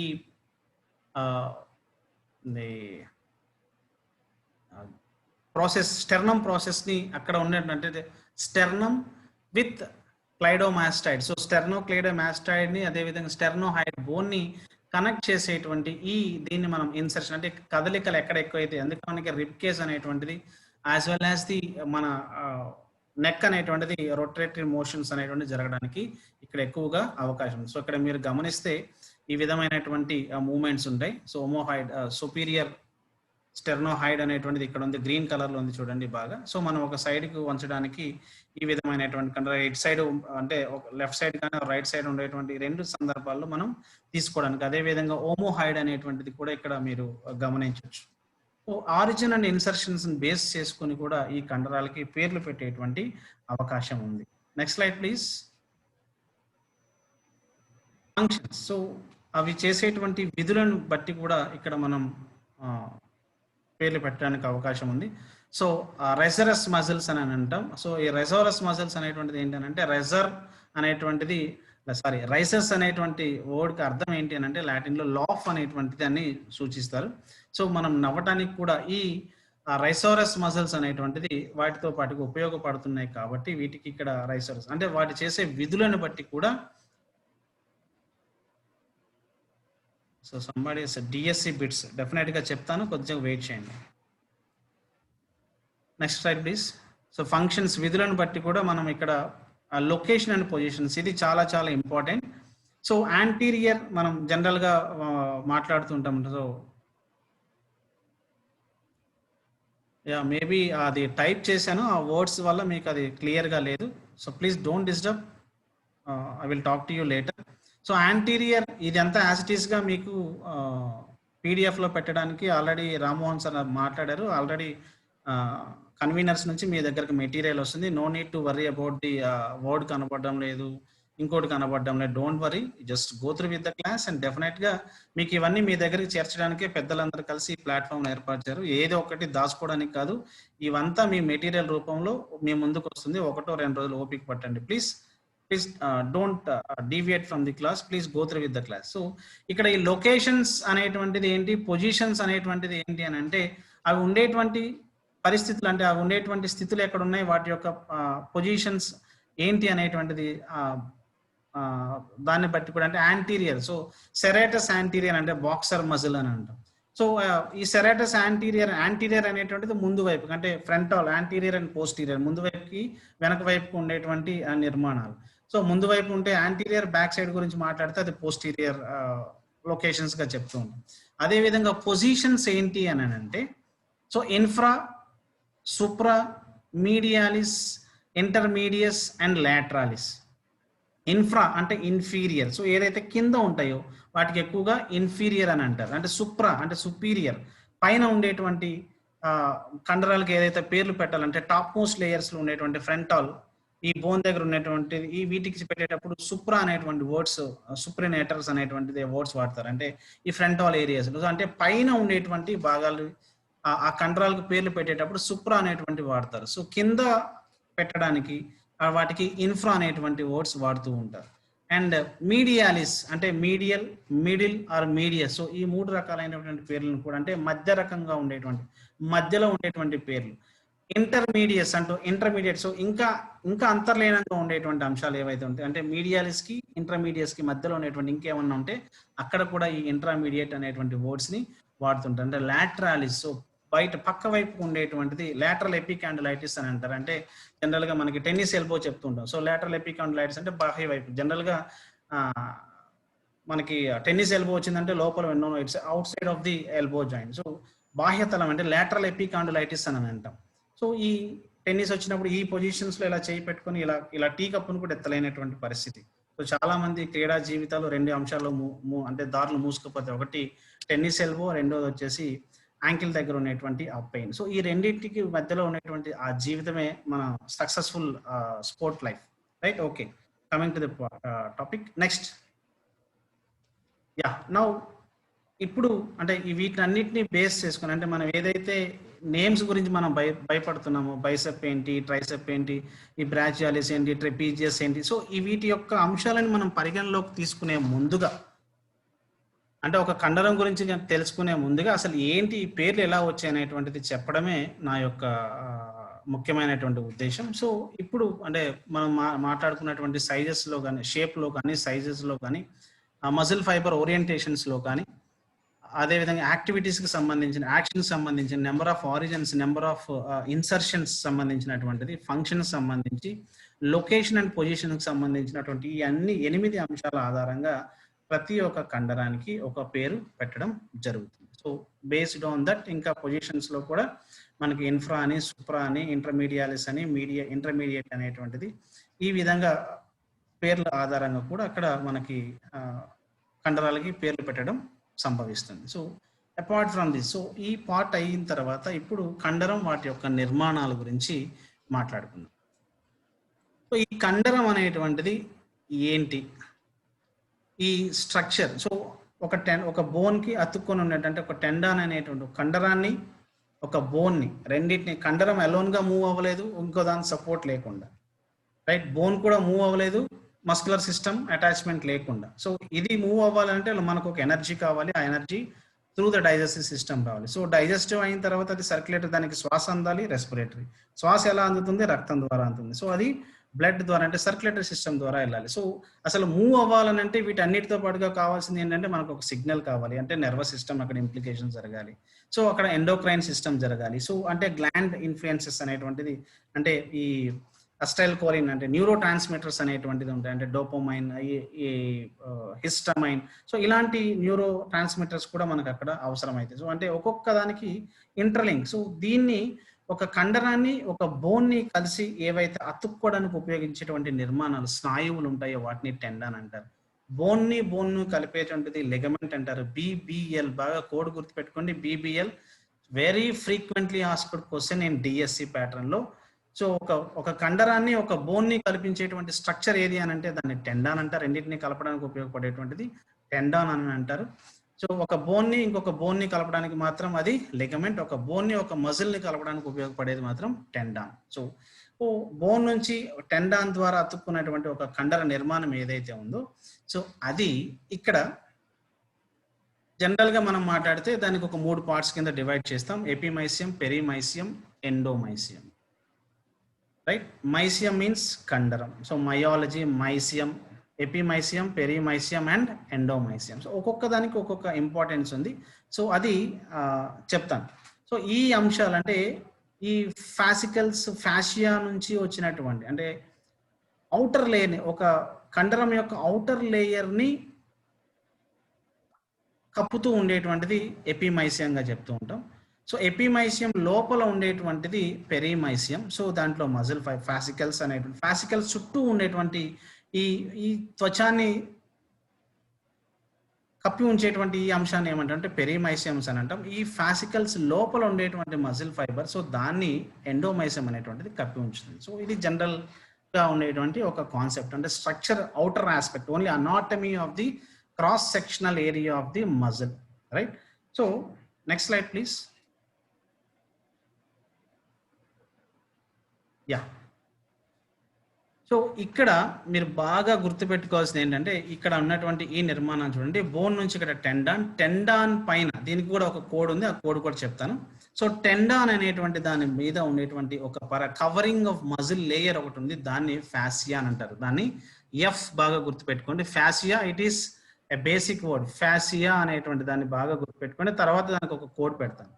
సో ఈ ఫ్యాషియా లోపల ఉండేటువంటి కవరింగ్ ఏదైతే ఇంతకు ముందు ఏం తెలుసుకున్నాం అంటే outer aspect, just only anatomy of the muscle structure ఏం చెప్పుకున్నాం మనం, ఫ్యాషియా గురించి మాట్లాడలేదు. సో మజిల్ ని ఔటర్ లేయర్ లో కవర్ చేసేది ఎపిమైసియం అనుకున్నాం, కానీ ఎపిమైసియాన్ని కవర్ చేసేది కూడా ఒకటి ఉంది, అది ఫ్యాషియా. సో ఫ్యాషియా లోపల ఉండేటువంటిది ఎపిమైసియం. సో ఎపిమైసియం లోపల త్వచం ఇంకోటి ఉంటుంది, అది దాంట్లో ఉండేటువంటి ఫాసిక్యులస్ అనేటువంటి 100 నుంచి 150 ఉన్నటువంటి నిర్మాణాలు కట్టలు కట్టలుగా ఉంటాయి.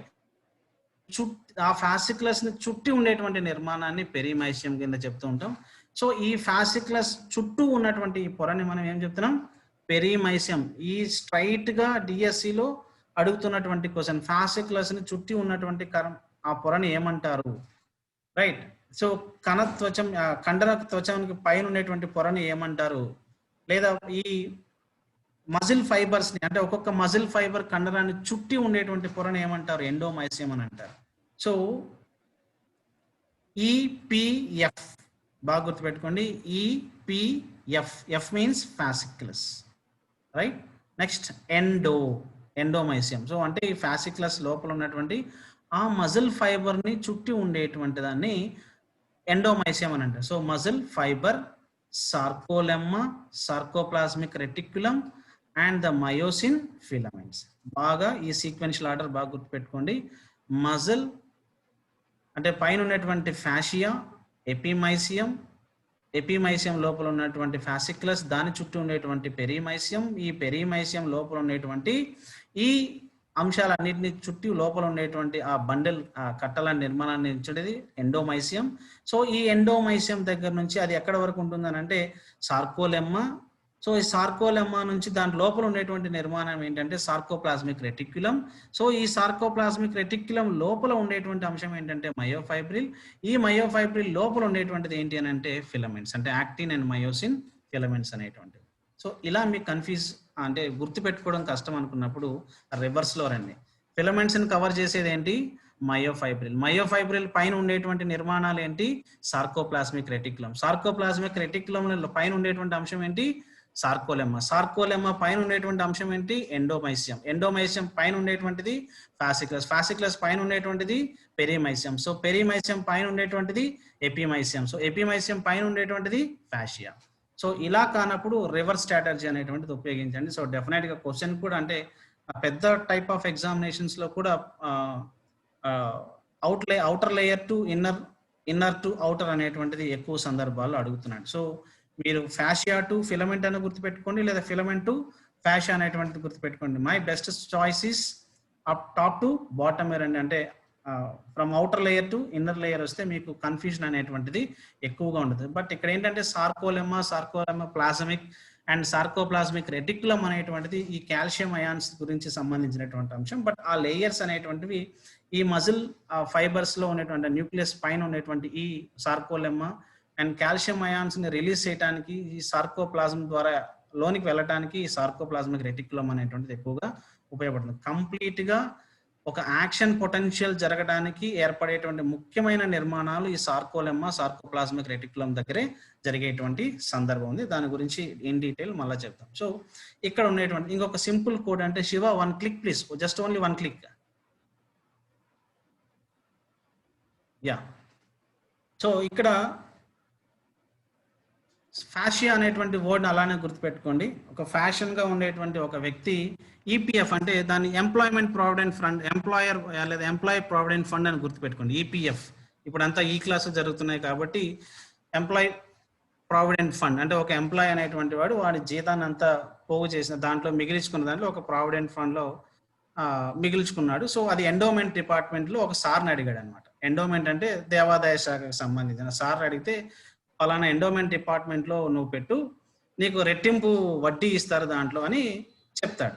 సో పాపం దాన్ని నమ్మి ఆయన పెడతాడు. సో అక్కడ ఏం చేస్తాడంటే వాళ్ళు ఏదో మాయ చేసి ఆ ఫిలమెంట్ అంటే వాడు అనుకున్న డబ్బులు రాకపోయేటప్పటికి వాడు నా ఫిలమెంట్ ఊడిపోయిందని చెప్తాడు అనమాట. సో దీన్ని ఎలా తీసుకురావాలి అని అంటే నా ఈపీఎఫ్ అనేటువంటిది ఎండోమెంట్ ఒకసారి చెప్తే రెట్టింపు ఇస్తారని చెప్తే నన్ను మాయ చేసి నా ఫిలమెంట్ ఊడిపోయేటట్టు చేశారు అనేటువంటిది ఒక సింపుల్ కాన్సెప్ట్. అంటే epimysium, perimysium, fasciculus, endomysium, sarcoplasmic reticulum, myosin and the myosin filaments అనేటువంటిది ఇక్కడ ఈ కాన్సెప్ట్. సో ఈజీగా మీరు గుర్తుపెట్టుకోవడానికి బాగా గుర్తుపెట్టుకోండి. ఫ్యాషియా జనరల్ వర్డ్ ఉంటుంది అక్కడ, ఆ వర్డ్.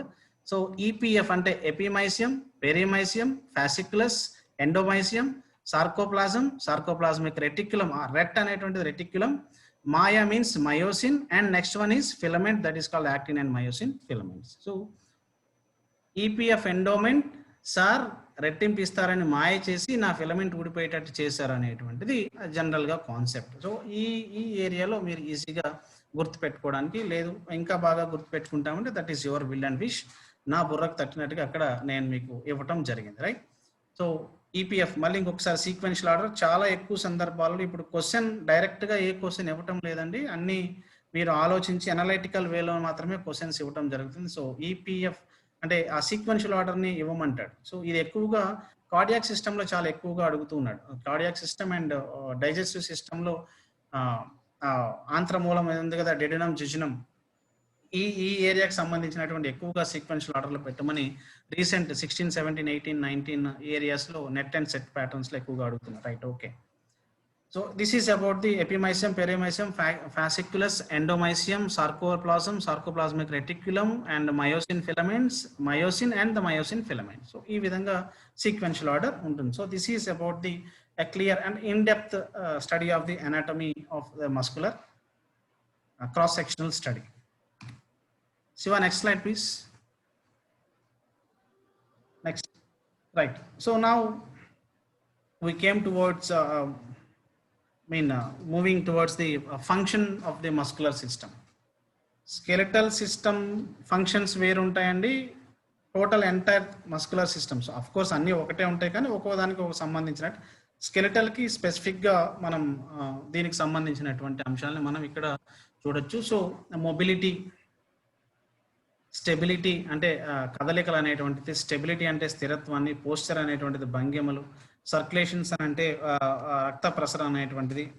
సో ముందుగా మొబిలిటీ అనేటువంటిది gross movement refers to large coordinated movements. So లార్జ్గా ఎక్కువ సంఖ్యలో అంటే ఫిజికల్ ఎడ్యుకేషన్ డెఫినెట్లీ యాక్టివిటీస్ అన్న బిగ్ మజిల్ యాక్టివిటీ. సో అంటే గ్రాస్ మూమెంట్స్, వాకింగ్ కానీ, రన్నింగ్ కానీ, స్విమ్మింగ్ కానీ, ఇలాంటివన్నీ కూడా కోఆర్డినేటెడ్ మూమెంట్స్ అనే మొబిలిటీ అనేటువంటిది మస్కులర్ సిస్టమ్ అనేటువంటిది ఎక్కువగా ఉపయోగపడుతుంది. అంటే అదేవిధంగా ఫైన్ మూమెంట్ అంటే స్మాలర్ మూమెంట్స్ అనేటువంటివి అంటే రైటింగ్, స్పీకింగ్, ఫేషియల్ ఎక్స్ప్రెషన్స్, నటన, ఇప్పుడు ఎన్టీఆర్, ఇట్లా ఈ విధంగా ఫేషియల్ ఎక్స్ప్రెషన్స్ ఏ విధంగా అయితే మారుతూ ఉంటాయో సో ఆ విధంగా రైటింగ్ అండ్ స్పీకింగ్ స్కిల్స్ మనం ఫైన్ మూమెంట్స్ అని అంటాం. సో ఇవి కూడా మస్కులర్ సిస్టమ్ యొక్క ఫంక్షన్స్ లో భాగంగానే చెప్తాం. అంటే గ్రాస్ టు స్మాలర్ మూమెంట్స్ అంటే లార్జర్ ఆస్పెక్ట్ నుంచి లీస్ట్ ఆస్పెక్ట్ వరకు ఇవన్నీ కూడా అంటే కదలికలు ఎక్కడైతే జరుగుతాయో అవన్నీ కూడా మొబిలిటీ కిందకే మనం చెప్పొచ్చు. అండ్ స్టెబిలిటీ, స్థిరత్వాన్ని కలిగించడం అంటే మనం ఒక యాక్టివిటీని చేసి పడిపోవడము లేదా చేయలేకపోవడం, ఇంకోటి ఏదైనా జరుగుతుంది. సో మజిల్ టెండాన్స్ అంటే ఇక్కడ జనరల్గా ఏంటంటే ఈ కండరాలు అనేటువంటివి స్నాయువులు కీళ్లపై విస్తరించి స్థిరత్వానికి దోహదం చేస్తాయి. అది 100% అది ఏంటంటే అవి ఈ టెండాన్స్ ద్వారానే అవి స్థిరత్వాన్ని మనకి అందించగలగాలి. అదేవిధంగా నీ అంటే మోకాలతో కానీ లేదా షోల్డర్ దగ్గర ఉన్నటువంటి టెండాన్స్ కానీ లేదా అబ్డామినల్ మజిల్లో ఉన్నటువంటి కోర్ మజిల్స్ కానీ అంటే ఈ కోర్ మజిల్స్ మన రెక్టస్ ఆబ్లిక్ షేప్ లో ఉన్నటువంటి చెప్పుకున్నాం. సో ఇవన్నీ కూడా ఏంటంటే స్టెబిలిటీని కలిగించడానికి ఈ యొక్క టెండాన్స్ అనేటువంటి ఎక్కువగా మనకు ఉపయోగపడుతుంది. సో అదేవిధంగా అస్థిపంజర కండరాలన్నింటినీ కూడా అంటే పోస్చర్కి సంబంధించినటువంటి అంశాలు మనం మాట్లాడితే ఈ అస్థిపంజర కండరాలన్నీ కూడా శరీరాన్ని సరైన స్థితిలో ఉండడానికి అంటే పోస్చర్ కరెక్ట్గా ఉండడానికి కూడా ఈ అస్థిపంజర కండరాలు అనేటువంటి స్కెలెటల్ అనేటువంటిది బాగా ఎక్కువగా ఉపయోగపడుతుంది. సో ఇక సర్క్యులేషన్ సంబంధించినటువంటిది వస్తే శరీరానంతటికి రక్తాన్ని పంపిణీ చేసేది ఏంటంటే జనరల్గా మనం హార్ట్ గురించి అంటే హృదయ కండరం గురించి మనం జనరల్గా మాట్లాడుతుంటాం. అంటే దీంతో పాటుగా ఏంటంటే ధమనులు, సిరలు అంటే ఇవి చాలా సున్నితంగా అంటే స్మూత్ మజిల్ కేటగిరీస్లో చెప్పేటువంటివి. అంటే ఇంటర్నల్ ఆర్గాన్స్లో స్మూత్ మజిల్స్ ఏవైతే అంటే సున్నితమైన కండరాలు శరీరం చుట్టూ రక్త ప్రసరణలో మరింత ఎక్కువ పాత్రని పోషించడానికి ఈ యొక్క ధమనులు, సిరలు అనేటువంటి ఎక్కువగా ఉపయోగపడతాయి.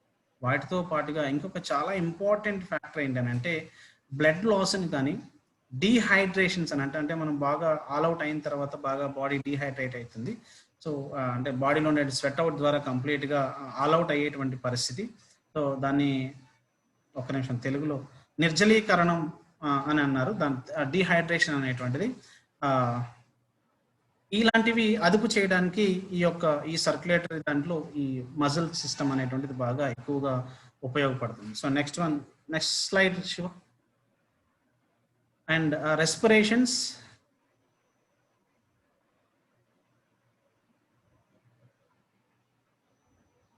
వర్కౌట్ చేసినప్పుడు టెండాన్స్ కట్ అవుతాయి అంటే మనం తీసుకునేటువంటి రెస్ట్ని బట్టి ఆల్మోస్ట్ ఆల్ మళ్ళీ they will come to normal position. Maybe there is intensity of the tendon level ఉన్నటువంటి ఇంటెన్సిటీని బేస్ చేసుకొని based on the severity of the injury of tendon అంటే గ్రేడ్ 1, గ్రేడ్ 2, గ్రేడ్ 3 ఇంజరీ అనేటువంటి 3 అంశాల మీద డిపెండ్ అయి ఉంటుంది. అది టెండాన్ ఇంజరీ కానీ లెగమెంట్ ఇంజరీ కానీ దాన్ని బేస్ చేసుకొని అవి మళ్ళీ repairable. It is not you don't have any conclusion with it is not irreparable. It is repairable but that it depends upon the severity grade of the injury అనేటువంటిది చాలా important. Right, okay. So next respiration అనేటువంటిది ఏంటంటే శ్వాసక్రియలో diaphragm ఎక్కువగా ఉపయోగపడుతుంది. అంటే జనరల్గా మనకి మనం గాలి పీల్చుకున్నప్పుడు అది బ్రీతింగ్ అనేటువంటిది ఏంటంటే డయాఫ్రమ్ మజిల్ బాగా డౌన్వర్డ్కి వస్తుంది. అంటే పుషింగ్ డయాఫ్రమ్ కంట్రాక్షన్ జరిగింది అనుకోండి, అక్కడ మనకి అది డౌన్వర్డ్కి వస్తుంది. సో ఆటోమేటిక్ ఏంటంటే మనం ఎక్కువగా గాలిని పీల్చుకోవడానికి ఎక్కువగా అవకాశం ఉంటుంది. సో ఈ డయాఫ్రమ్ సంకోచించినప్పుడు అది ఛాతీ కుహరం అనేటువంటిది పెద్దగా మారుతుంది. ఎందుకు మారుతుందంటే ఈ డయాఫ్రమ్ అనేటువంటిది కిందికి నెట్టబడి ఊపిరితిత్తులలోనికి గాలి పోవడానికి ఆస్కారం ఉంటుంది. సో ఆల్రెడీ మీకు రెస్పిరేటర్ అయినట్టుంది. సో డెఫినెట్గా సార్ వాళ్ళు మీకు చెప్పింటారు.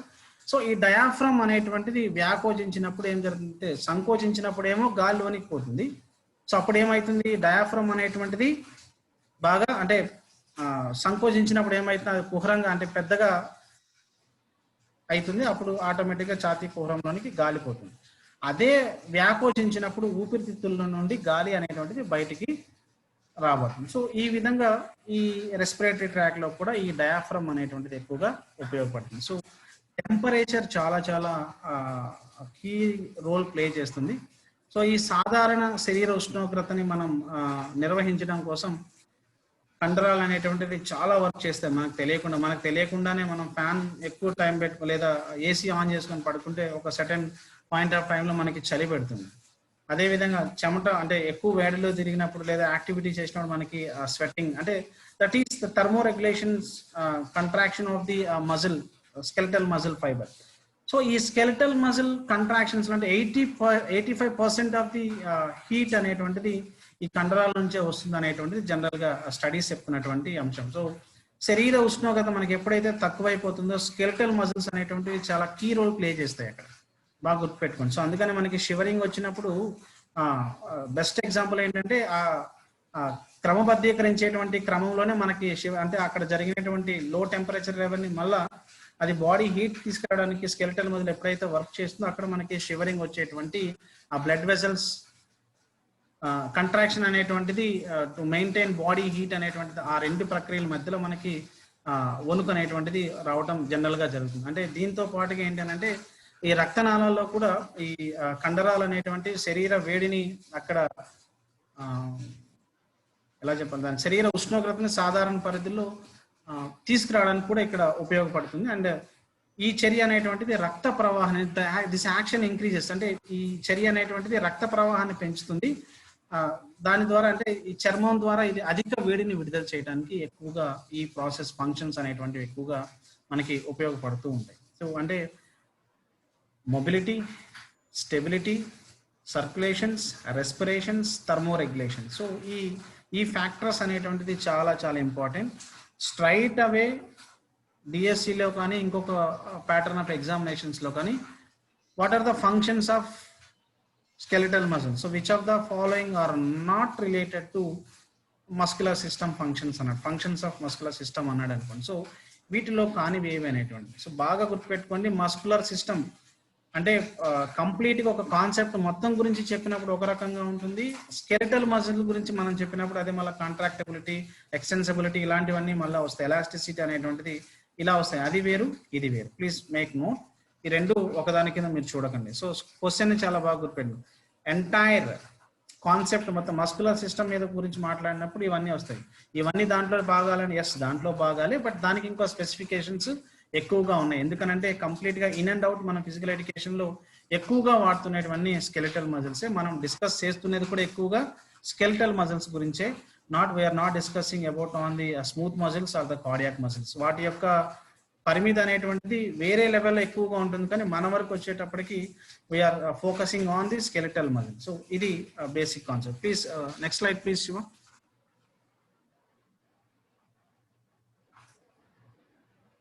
సో నా ఈ టైప్స్ ఆఫ్ మజిల్స్ అనేటువంటివి ఏంటి అని అంటే skeletal muscle, cardiac muscle and the smooth muscle, లేదా skeletal muscle, smooth muscles or the cardiac muscles. So మనం ఎలా అన్నా we can make it our own. But thing ఏంటనంటే ఏది ఎక్కడ ఏ సందర్భంలో ఉపయోగపడుతుందని. So skeletal muscle, cardiac muscle are the smooth muscle. So skeletal muscle అనేటువంటిది మనకు 600 నుంచి 650, in specific 10th class book ప్రకారం 636, in advanced studies up to 650 వరకు మనకి స్కెలిటల్ మజిల్స్ ఉన్నాయి. సో కార్డియాక్ మజిల్ అనేటువంటిది ఒక్కటే కార్డియాక్ మజిల్. సో ఇది స్ట్రాంగ్ అండ్ క్విక్ కంట్రాక్చువస్, ఎందుకంటే స్కెలిటల్ మజిల్ గురించి చాలా ఎక్కువ మాట్లాడుకోవాలి కాబట్టి ముందు ఈ రెండింటి గురించి మాట్లాడతాం. సో స్కెలిటల్ మజిల్ అనేటువంటిది రేఖిత కండరాలు అని అంటాం. సో రేఖిత కండరాలు అంటే రేఖలు ఉంటాయి, రేఖిత, రేఖ అంటే రేఖ ఉన్నట్టే, అవునా? సో మనకి చేతిలో రేఖలు ఉంటాయి కదా, దీన్ని బట్టి శాస్త్రాలు చెప్తుంటారు కదా, నువ్వు ఇట్లా అవుతుంది, నీకు ఎట్లా అవుతుంది, నువ్వు ఫలానా రోజు, ఇవన్నీ ఏంటంటే హోల్డింగ్స్. సో మనం తల్లి గర్భంలో ఉన్నప్పుడు మన చెయ్యి ఏ విధంగా అయితే ముడుచుకొని ఉంటామో, సో దాన్ని బేస్ చేసుకొని వచ్చేటువంటి రేఖలే ఇవన్నీ, మీరు బాగా గమనించండి, రైట్? సో ఇలాంటి రేఖలు మన కండరాల్లో కూడా ఉంటాయి. సో దాన్ని బేస్ చేసుకొని ఇక్కడ స్కెలిటల్ మజిల్స్ అని చెప్తుంటే రేఖిత కండరాలు, రైట్? సో వీటినే ఇంకొక other names for the skeletal muscle ఏంటి అని అంటే వాలంటరీ మజిల్స్ అని అంటారు. అంటే మనంతటా మన ఆధీనంలో పనిచేసేటువంటి కండరాలని మనం రేఖిత కండరాలు, వాలంటరీ మజిల్స్. సో ఈ కండరాల్లో రేఖలు ఉన్నాయి కాబట్టి వీటిని స్ట్రైప్డ్ మజిల్స్ అని కూడా అని అంటారు. సో ఈ విధంగా దాన్నే స్ట్రియేటెడ్ మజిల్స్ కూడా అని కూడా చెప్పొచ్చు. So skeletal muscle, voluntary muscle, తెలుగులో అయితే రేఖిత కండరాలు, ఇంగ్లీష్లో అయితే striped muscles or the striated muscle. So ఇలా ఒకటే దానికి ఇన్ని రకాలైనటువంటి పేర్లు ఉన్నాయి. మరి వీటి యొక్క అంటే ఈ మయోసైట్స్ ద్వారా ఏర్పడినటువంటి ఈ కండర నిర్మాణాలు అనేటువంటివి ఏ రకంగా ఉంటాయి అంటే జనరల్గా ఈ మయో ఫైబర్స్ అనేటువంటివి మయో బ్లాస్ట్ల ద్వారా అభివృద్ధి చెందుతుంది.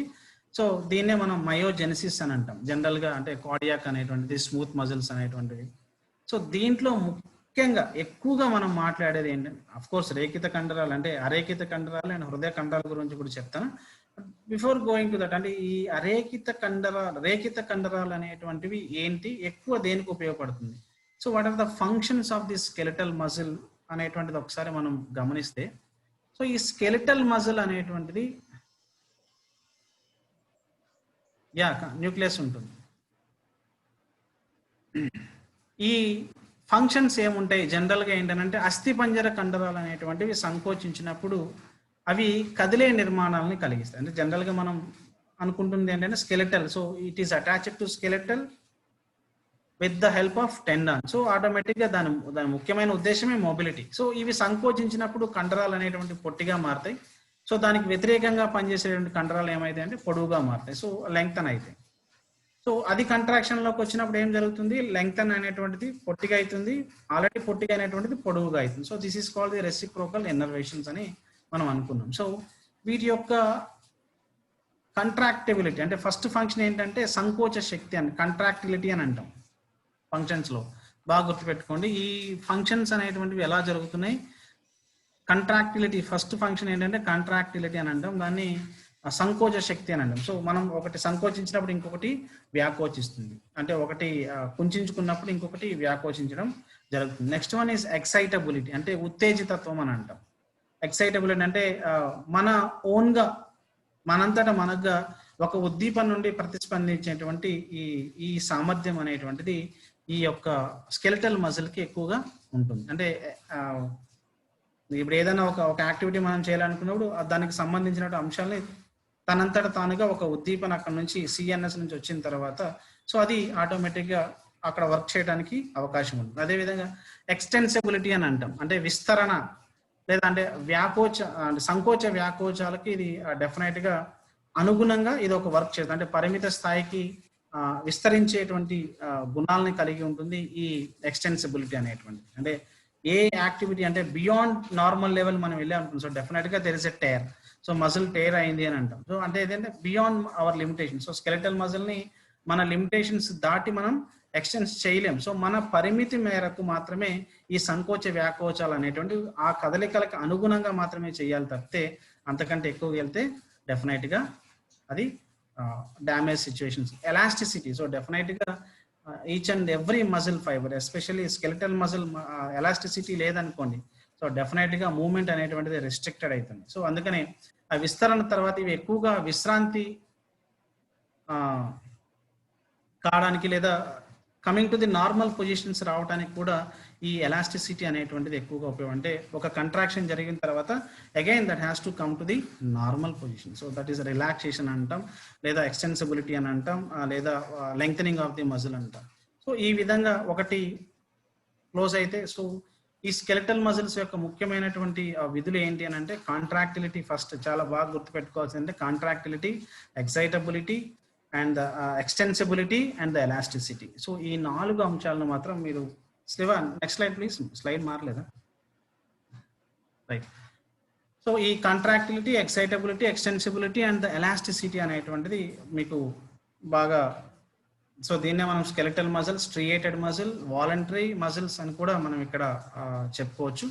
సో వాలంటరీ అనేటువంటిది ఏంటి అని అంటే తన ఆధీనంలో పనిచేస్తుంది, అది ఇంకొకరు ఆధీనంలో పనిచేస్తుంది, తనంతట తానుగా పనిచేస్తుంది. స్ట్రియేటెడ్ అంటే దాని మీద రేఖలు ఉంటాయి, సో దాన్ని బట్టి స్ట్రియేటెడ్. సో స్కెలిటల్ అంటే అది స్కెలిటల్కి అతుక్కొని ఉంటుంది కాబట్టి దాన్ని మనం స్కెలిటల్ మజిల్గా చెప్తున్నాం. అంటే ఈ రేఖిత కండరాలు అనేటువంటివి అతి వేగంగా సంకోచిస్తాయి. బాగా గుర్తుపెట్టుకోవాల్సింది అంటే ఏంటంటే వీటికి ఎక్కువగా వేగంగా స్పందించేటువంటి, వేగంగా సంకోచించేటువంటి శక్తి ఉంటుంది. అదేవిధంగా కండర గ్లాని fatigue of the muscle fibre, muscle అనేటువంటిది ఉంటుంది. వీటికి రెస్ట్ అనేటువంటిది చాలా అవసరం, రైట్, స్కెలిటల్ మజిల్కి సంబంధించింది. అండ్ ఈ మజిల్ ఫైబర్స్ అనేటువంటిది జనరల్గా మనకి మార్ఫలాజికల్ యూనిట్స్ అని చెప్తూ ఉంటాం మజిల్ ఫైబర్స్ అనేటువంటివి. అది ఒక రకమైన. Next slide please. Smooth muscles or involuntary or unstriated muscles అనేటువంటివి, అంటే మృదువైన కండరాలు, లేదా ఇన్వాలంటరీ అంటే మనకి సంబంధం దానంతటి అది పని చేస్తూ ఉంటుంది. సో ఇక్కడ ఎలాంటి రేఖలు ఉండవు కాబట్టి దీన్ని అన్స్ట్రియేటెడ్ మజిల్స్ అని అంటాం, లేదా ఇవి మృదువుగా ఉంటాయి, అంతర్భాగంలో ఉంటాయి, నునుపు కండరాలు, అనియంత్రిత కండరాలు, ఇన్వాలంటరీ మజిల్స్. సో దీంట్లో అడ్డుపట్టీలు కానీ చారలు కానీ అలాంటి నిర్మాణాలు ఎక్కడా కూడా మనకు కనపడవు. సో వాటినే స్మూత్ మజిల్స్ అని, లేదా ఇన్వాలంటరీ మజిల్స్ అని, లేదా అన్స్ట్రియేటెడ్ మజిల్స్ అని అంటే అరేఖిత కండరాలు. పైన ఉండే ఇంతకుముందు చెప్పుకుందేమో రేఖిత కండరాలు, స్ట్రియేటెడ్. వాలంటరీ అది తన ఆధీనం, తనంతట తానుగా పనిచేస్తుంది కాబట్టి అది వాలంటరీగా వర్క్ చేస్తుంది. సో నేను ఈ పని చేయాలి, నేను ఒక గుద్దాలి అనుకున్నప్పుడు డెఫినెట్గా అది నువ్వు ఒక పంచ్ ఇస్తావు, అది ఇక్కడ నీకు సంబంధం లేవు. ఇన్వాలంటరీ అంటే చిన్నప్పుడు, అంటే మనం తెలియకుండా చిన్నప్పుడు యూరినేషన్ చేస్తుంటారు పిల్లలు. ఎందుకు చేస్తారంటే బికాస్ యూరినరీ ట్రాక్ ఆ టైంలో ఇన్వాలంటరీగా ఉంటుంది. సో ఆఫ్టర్ దట్ అది ఏమవుతుంది, వాలంటరీ అయింది. సో అలా అంటే మార్పు చెందొచ్చు. బట్ మీ అన్నీ అలానే అవుతాయి అంటే అన్నీ అలా కావు. సో ఏదైతే దానికి ఆ ప్రయత్నాలు జరుగుతుంటే సో డెఫినెట్గా ఆ స్మూత్ మజిల్స్ అనేటువంటిది అన్స్ట్రియేటెడ్. సో అన్స్ట్రియేటెడ్ అంటేనే అర్థం ఏంటంటే అక్కడ ఎలాంటి అడ్డుపట్టీలు చారలు ఉండవు అనేటువంటిది బాగా మీరు గుర్తుపెట్టుకోవాల్సినటువంటి అంశం.